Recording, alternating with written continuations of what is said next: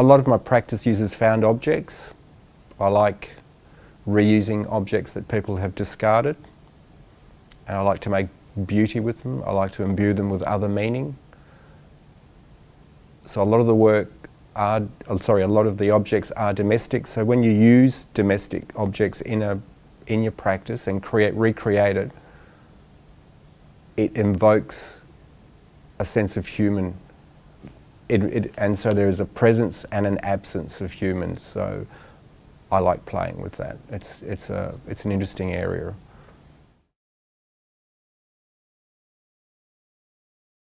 This is going to sound strange, but the objects talk to me in a sense. There's a calling.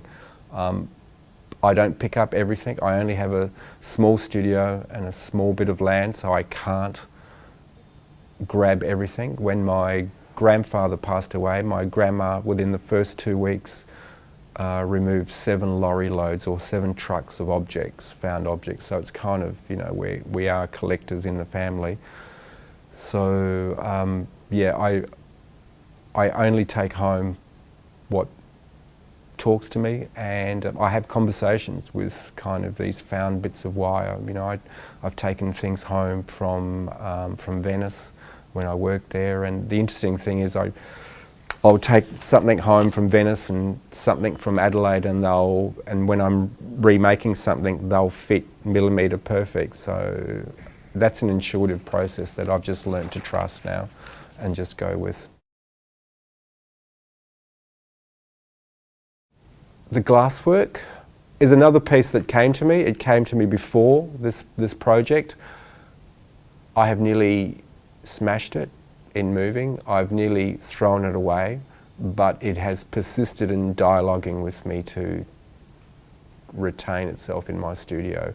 I have broken all rules on this piece. Usually I keep a piece for a year. If it's not made into an object, it has to go.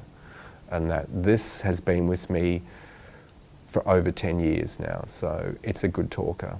And so I just was playing in the studio and it called out to me. I put it on the bench and I don't know what made me do it, but I just slipped one of my grandpa's hose over it and just sat it there, and all of a sudden it was transformed into a little creature. And the funny thing about this story is that my mother's father would say a word in Italian, it's slang, which says, in Italian it's o animale, which is kind of the animal. And as soon as those legs or that hoe was slipped on and it transformed, I just went, wow, there it is, there's the energy.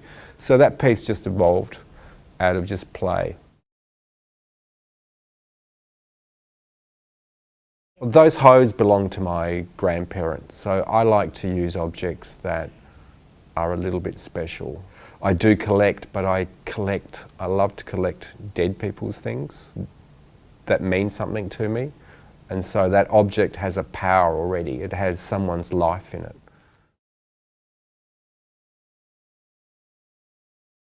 I was going down the coast, and something just said stop at this op shop, and so I've learnt to trust that. So I stopped at the op shop, and I'd started to make the leaves. They were beautiful. I work at a bronze foundry 1 day a week, so I'm just learning. And they were beautiful, but they just needed something as well. They needed to be lifted out, and I'd started thinking about you know, culture and nature, and so I had the nature element, and I hadn't really thought about the culture side of things. In the op shop, there are all these lids just waiting for me, and they just said, take me home. So I haggled and kind of took them home and started piecing them together, and of course they just looked beautiful, and all of a sudden the leaves clashed, and all of a sudden, you know, I read a piece of text. I think it was Claude Levi-Strauss, who states something about nature and culture, and just went, I'm constantly surprised by my practice, and I suppose that's why I keep practicing. Maybe when I am not surprised anymore, I'll stop practicing. So